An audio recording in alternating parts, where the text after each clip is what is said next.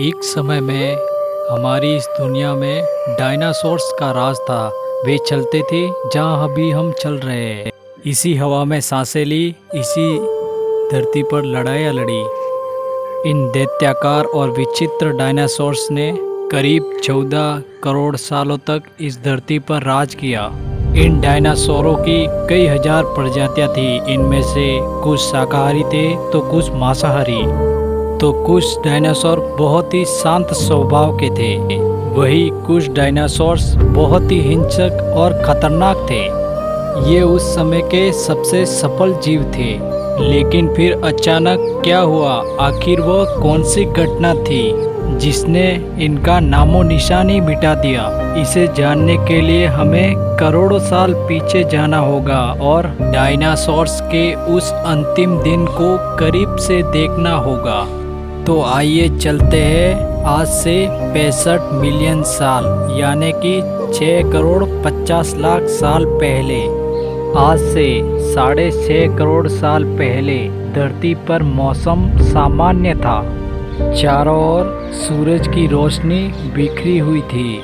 लंबे लंबे पेड़ों से टकराती समुद्र की ठंडी हवाएं और चारों तरफ डायनासोर्स के चिल्लाने और चिंगाड़ने की आवाज़ें। जब ये सारी डायनासोर की प्रजातियां बड़ी ही आराम से इस धरती पर जीवन बिता रही थी, तब 10 करोड़ साल पहले ही इनकी किस्मत लिखी जा चुकी थी। 10 करोड़ साल पहले एक छोटा सा एस्ट्रॉयड का टुकड़ा जो सुदूर अंतरिक्ष से आ रहा था, वह पृथ्वी से लगभग 20 करोड़ मील दूर मंगल और बृहस्पति ग्रह के बीच बने क्षुद्र ग्रह बेल्ट में घूम रहे एक बड़े एस्ट्रॉयड से जा टकराता है। इस टकराव से उस बड़े एस्ट्रॉयड की दिशा बदल जाती है और वह क्षुद्र ग्रह बेल्ट से निकलकर सीधे पृथ्वी की ओर 22,000 मील प्रति घंटे की रफ्तार से बढ़ने लगता है। जब यह एस्ट्रॉयड पृथ्वी से 3,84,000 किलोमीटर दूरी पर था, तब धरती पर शायद डायनासोर्स का अंत न होता यदि यह एस्ट्रॉयड पृथ्वी के उपग्रह चांद से टकराता।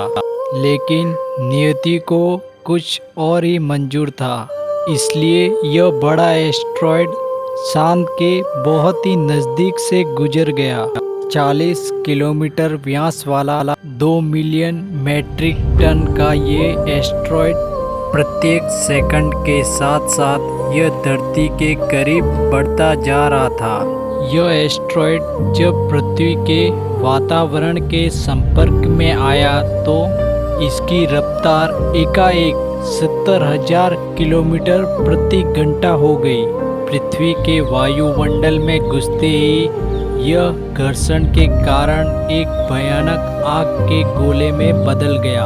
ये इतनी रफ्तार से धरती की ओर बढ़ रहा था कि 4 मिनट में ही इसने अटलांटिक ओशन को पार कर लिया।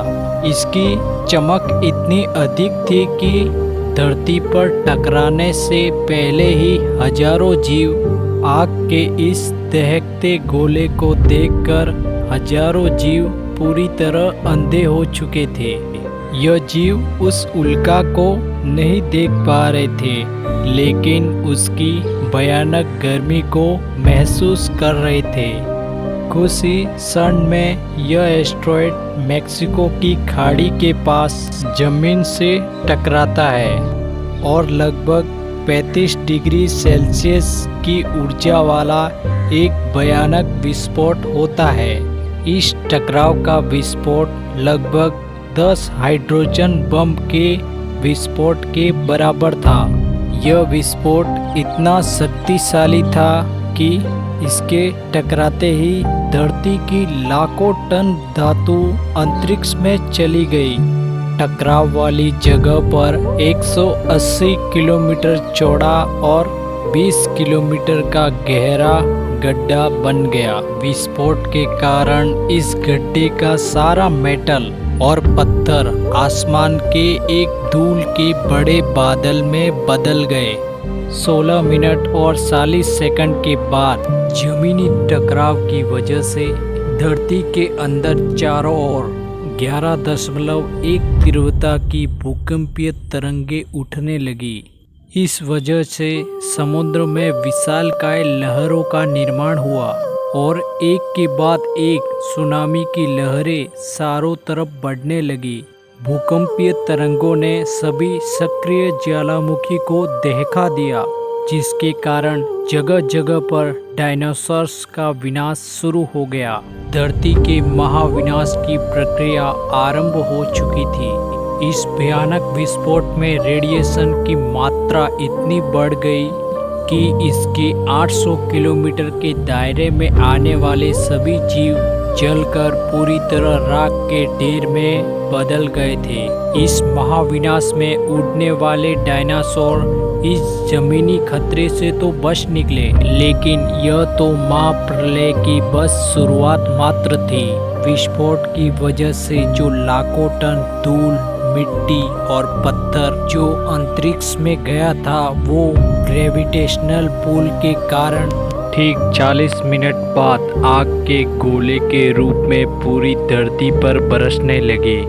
साथ ही धूल का एक बहुत बड़ा तूफान 6000 किलोमीटर प्रति घंटे की रफ्तार से पृथ्वी के दूसरी तरफ मौत लेकर आ रहा था। ये धूल के बादल कई किलोमीटर तक मोटे थे, जिसकी वजह से धरती पर सूरज की रोशनी पहुंच पाना असंभव हो गया।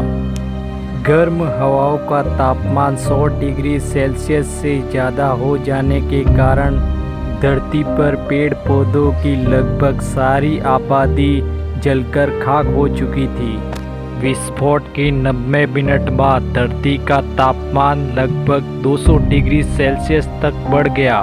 इसकी वजह से जो डायनासोर विस्फोट के इलाकों से कोसों मील दूर थे, वे भी इस गर्मी से बच नहीं पाए। इस महाप्रलय से धरती की लगभग 90% आबादी पूरी तरह खत्म हो चुकी थी और जो 10% जीव इस धरती पर बस गए थे, उनमें से भी वही जिंदा रह सके जिनका वजन 30 किलोग्राम से कम था। इसका कारण यह था कि इस महाप्रलय में लाखों की संख्या में जीव मारे जा चुके थे और पेड़ पौधों की सारी आबादी भी जलकर राख हो चुकी थी, जिसके चलते यहाँ पर बड़े और विशालकाय जीव जो जीवित बचे थे, उन्हें भरपूर मात्रा में खाना पीना ना मिल सका।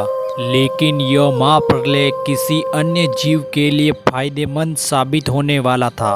धरती पर डायनासोर्स का अंत एक छोटी प्रजाति के लिए सुनहरा अवसर लेकर आया और वे प्रजाति थी मैमल्स की। मैमल्स क्या थे, कैसे बच गए महाप्रलय से, डायनासोर के अंत के बाद इंसान कहां से और कैसे आए, ये जानेंगे हम अगले एपिसोड में। मिलेंगे और दूसरे ही इस प्रकार के एपिसोड में। तब तक के लिए मुझे दीजिए इजाज़त। नमस्कार। यदि आप चाहते हैं कि हम अगला वीडियो जल्द से जल्द बनाएं, तो हमारे इस वीडियो को लाइक ज़रूर कीजिए।